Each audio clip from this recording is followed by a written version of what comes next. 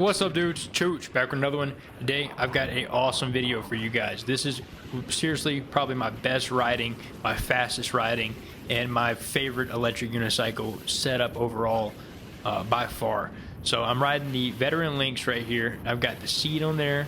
I've got the new headlight, the video headlight on there, which has a high beam and low beam. I'm not going to be able to use it in this video because it's obviously daytime, but that thing just looks nice. And then I also got the pedal lowering kit on there now, and then I also got that new TNT tire.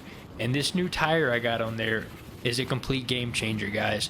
This wheel rides so fast. I mean, I'm riding this thing at top speed, guys, and feels so smooth and so comfortable on it.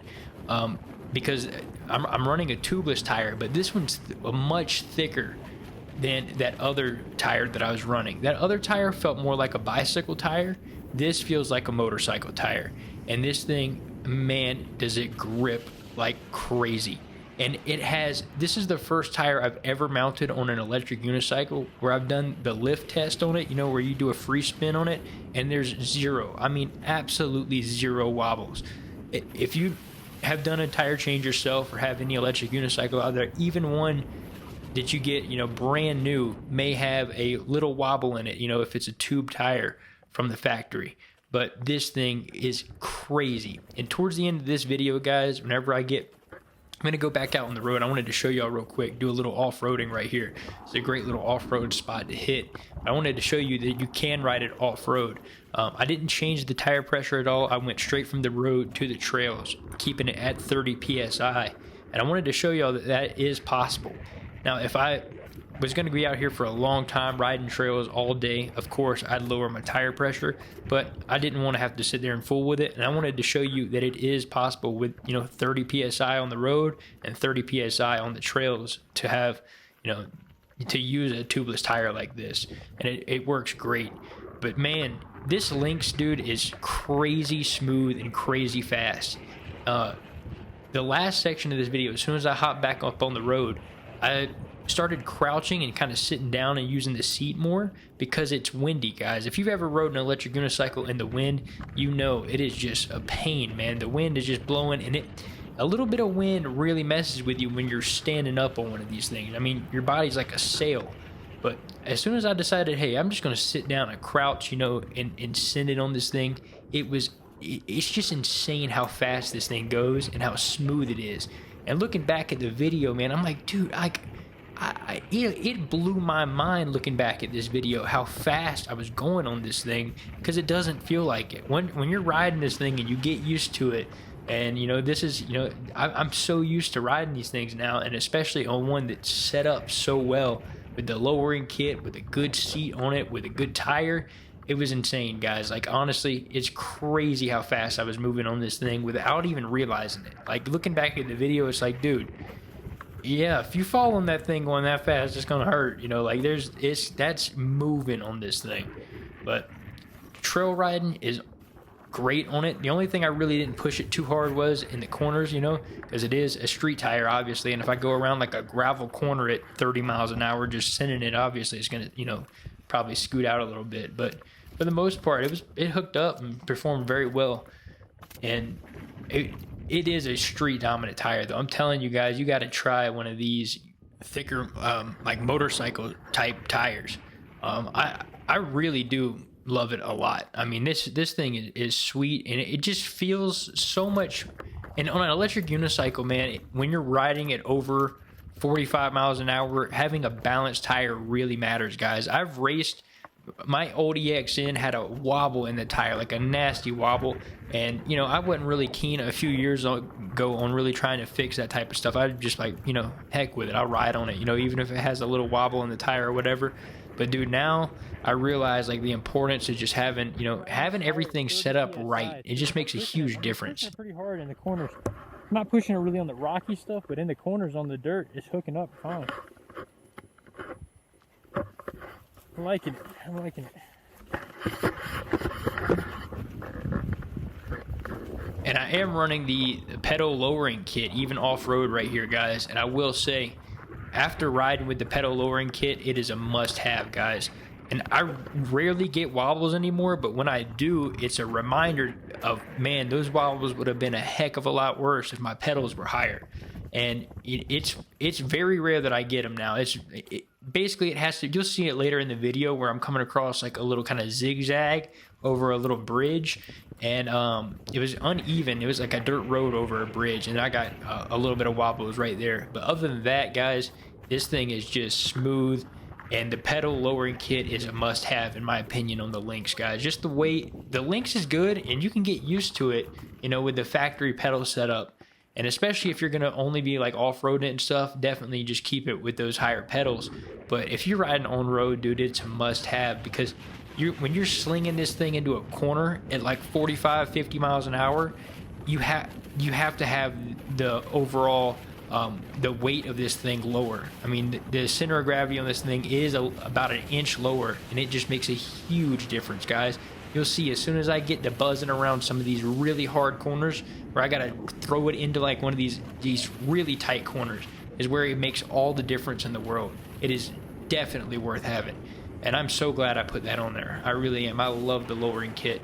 And this seat, I mean, it works with the seat too. So you'll see it, and as soon as I start sitting down on this thing, just the comfort of it, because my feet are lower, my rear end's higher, and it works so well, man. I'm stoked. Like, and I'm usually a type of person that I don't like putting all the accessories on my wheels and dealing with all of that. I'm just like, I'll get it and just ride it like it is and have fun with it. But the Lynx is a wheel that I'm glad I've put a few accessories into. Like, see that right there? I'm getting a little bit of wobbles even with the lowering kit. But think about if I didn't have that lowering kit, bro. Like, if I didn't have that lowering kit, they'd be so much worse.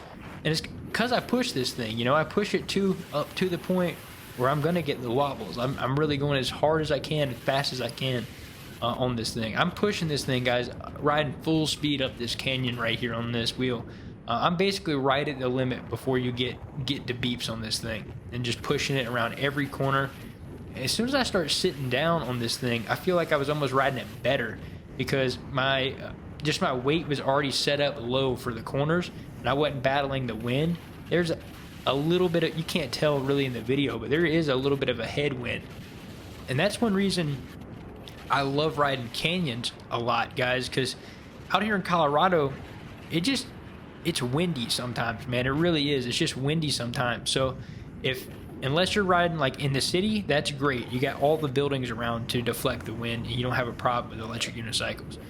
As soon as you're out like on the open plains, or like in the open area of Colorado where there's no mountains around or there's no buildings around, it is just difficult to ride this. It's almost like so much wind that it kind of messes with it messes with my perception, man. Like having the wind blowing in my ears, and then also riding the unicycle, because I'm so used to knowing exactly what like 45 miles per hour sounds like wind-wise in my ears while riding the unicycle. It's a weird thing to say that, but like if you ride these things, you know what I mean. So if you got like a headwind blowing at you, it really messes with your perception of how fast you're going, and it messes with your balance. A gust can really throw you off in your corners. That's one thing about like racing out at Apple Valley Speedway. It's always windy out there, guys. And if you go out there on race day and it's windy, and you might come around a corner and a wind gust might hit you just right and not the rider in front of you. And, you know, vice versa, it might help you, you know, but it's really a huge factor in outdoor racing on these things is the wind. And now that I'm learning how to sit down on these things, and a lot of other riders are learning how to sit down and ride these things seated, man, I think that's going to be the biggest way to combat the wind for sure. And my helmet that I'm wearing doesn't help at all with the wind. You know, that catches that bill up there and kind of flares it back. So that's why, you know, more of a street bike helmet, especially if you're a street rider on these things and you're riding like scenarios like this where you're just bombing on the street.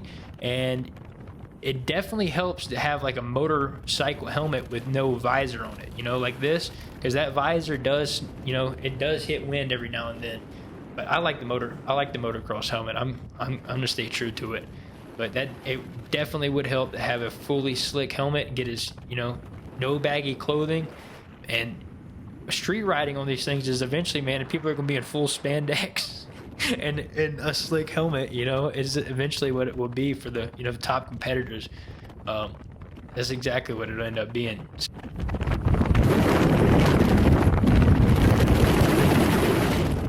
And y'all can tell right there, like, I wanted to give y'all a little gap so you could hear just like the actual real wind noise of this thing. And it's crazy how fast I'm moving on this machine right here, and it doesn't feel like it. That's the scariest part about it, guys, is like once you get used to this wheel, like I'm telling you, the Lynx is just it's such a good machine. It's such a quality electric unicycle, and it seriously it blows my mind of how fast I can ride this. And it does not even, like, it feels so natural.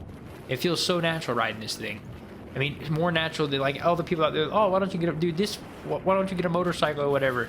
Dude, being able to ride this with no handlebars, like it speeds like this, and just how natural it feels is just a feeling you got to experience, bro. It's literally like a jetpack. Is the best way to put it. I keep saying that, but it is. I'd rather ride in hail and rain and thunderstorms than wind, dude. It's crazy, bro.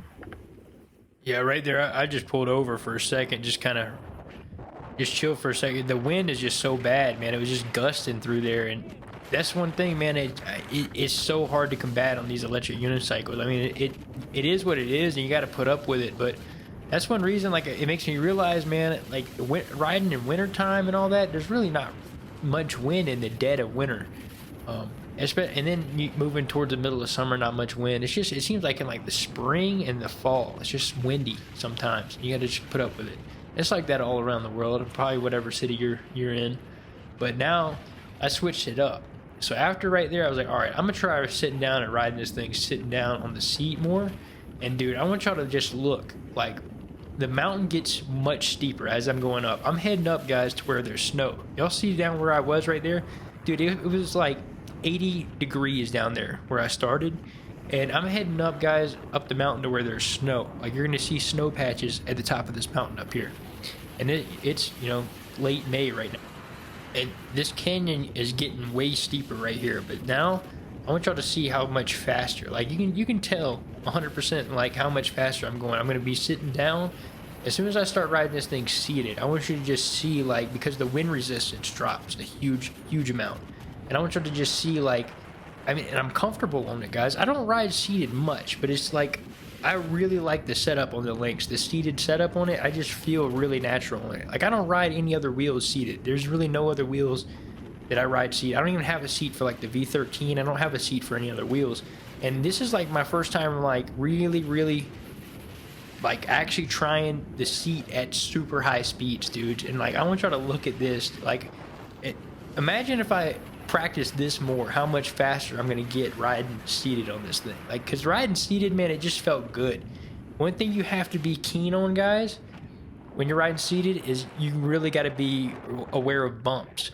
And you have to, if you're gonna ride seated fast, you have to be very good at transitioning from seated to standing for upcoming bumps. Because right here, I want y'all to check this out. Now, coming through this little town, there's like a little runway for the water to come through. That right there, dude. Y'all see how, if y'all go back and look at that, like, slow-mo it. If y'all see that, dude, if I wouldn't have stood up right there, if I wouldn't have stood up that split second, literally that split second, if I hit that while sitting down, I would have busted ass, dude. I would have easily, because this thing would have hit that other side with just enough force to probably make it cut out and bust ass.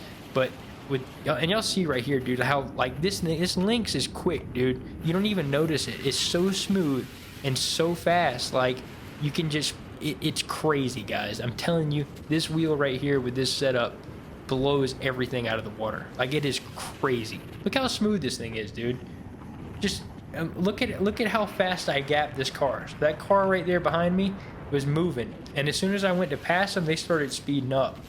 So usually, you know, like, and I'm used to that, you know, after riding motorcycles for years, riding these, there is people out there, guys. If you think somebody's going to let you pass them on one of these electric unicycles and just go by, you better be ready to go haul ass, because there's a lot of people out there that will literally speed up. They'll see you try to pass them on this thing, and they will literally speed up, dude, and just try to be an asshole. And that's what that car did for a second, until they realized, nah, this dude right here means business. He's flying on this thing.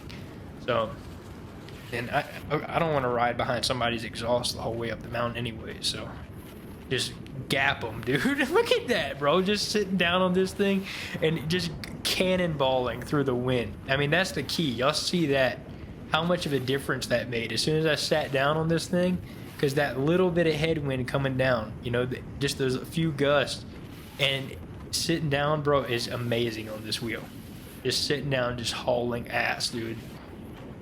And this, I love the way this tire responds right here. I mean, it's perfectly set up to where you can pivot well. You can, as soon as you lean, the lean responds. As soon as you lean left, it responds. As soon as you lean right, it responds. If you're running a knobby tire with kind of a big flat base on it, it's going to get, for instance, like corners like that, you really got to, if I was riding the V13, I'd have to be leaning into the ground basically, running that big knobby tire I have on that thing. So for street riding, dudes, I'm all for it now. I love this street setup on this wheel. I mean, this is crazy. It's crazy how fast this thing is. Look at that. The car behind me is nowhere to be found, dude. I went ahead. It's nowhere to be found. You can't even see it back there. It's like a mile away already.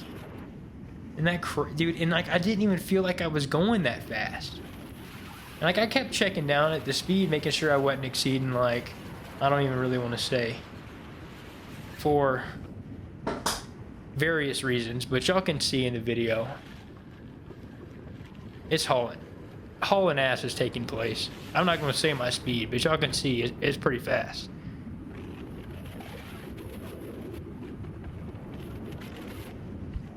Look at that. Do you see you even see the car in that corner down there? Not even see it, dude. It's gone. And like I'm just flying on this thing.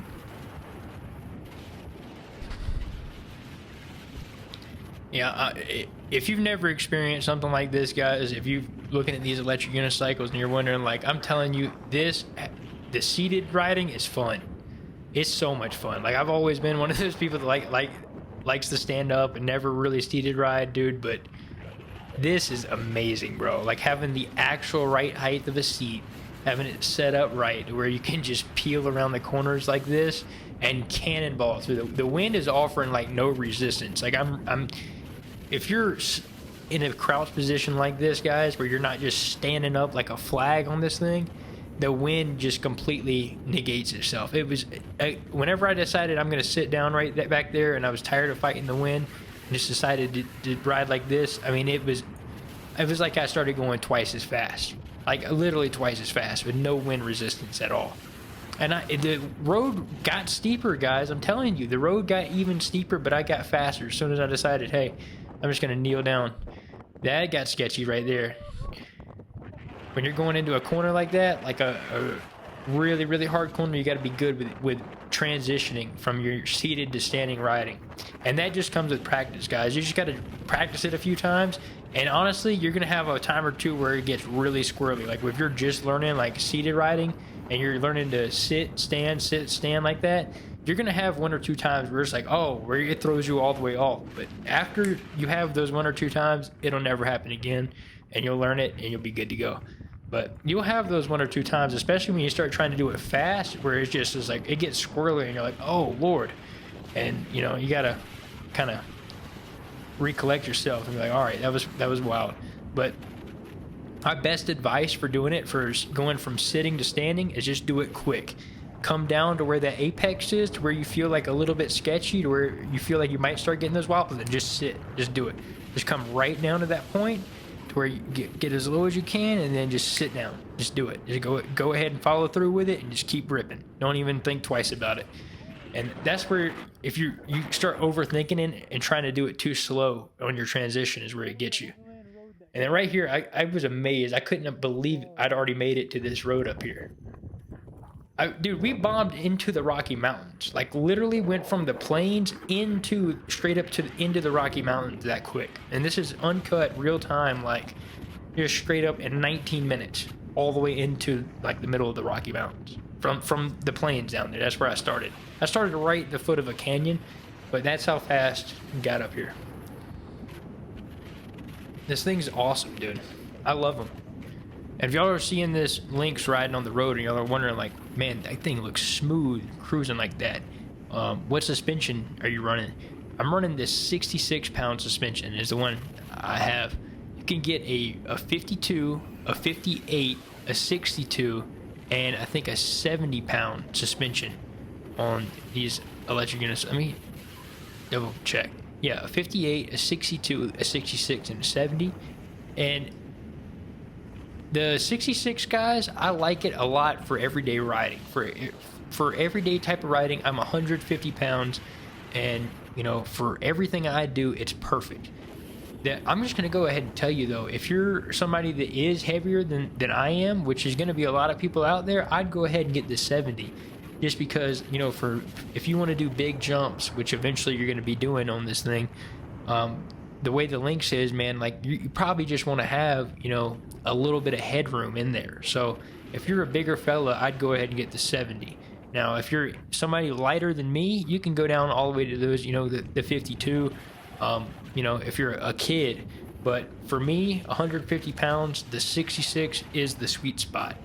I wouldn't want the 70 necessarily because it wouldn't absorb the bump so well. Like on a dirt road like this thing absorbs every single little bump. I mean, you can't even tell I'm on a bumpy dirt road right here because this thing is working exactly like it's supposed to. So the 66 pound suspension for 150 pound rider is what you want to get. If you're heavier than me, I'm going to tell you, just go ahead and get the 70 pound suspension, because there's one day you're going to choose to do a big jump out there and you're going to wish you would have had the 70 pound suspension. So for sure do it. And you see right there, guys, where I came across that little transition, that little bridge, got a little bit of wobbles in there. And that just made me think right there when I was looking at this video, like if I didn't have that lowering kit, those wobbles when I transitioned across that bridge would have just been way worse. And you know, riding more, becoming a better rider, etc., would definitely help that. Getting more used to the machine, even if you had the higher pedals, you could do that. But the lower pedals definitely help, in my opinion, for a lot of stuff, guys. I really like that upgrade a lot, and it is my favorite thing I've done to any electric unicycle, seriously, out there, that I've ever done a modification to. The lower pedals, I never thought I'd say that, but it has made me like street riding more. And I love the OG Sherman, for example. Man, I rode that thing through LA, I rode it through Las Vegas, and I was flying on that thing, guys. And that thing is so stable because the OG Sherman has those low pedals. And this gets them, you have the whole benefit of a suspension wheel with the stability of a non-suspension wheel when you do the pedal lowering kit. And I think a lot of people will really like it. So I suggest trying it out. And, you know, this new tire is amazing. I mean, you can just scream on it. It's so fast, so good. And the Lynx is the top-notch wheel, dudes. Like, absolutely incredible electric unicycle. Easy to work on, fast, fun, everything you could ask for in a wheel. But if y'all want to pick up one, a Lynx, or any of the accessories or anything like that, check out the link below for e-wheels, and you can get everything you need there. The tire, the electric unicycle, you can pre-order a wheel, whatever it may be, and hit that link below. It gives me a little kickback at no extra cost to you. Helps me keep making these videos. I appreciate it. I'll see you on the next one. Peace.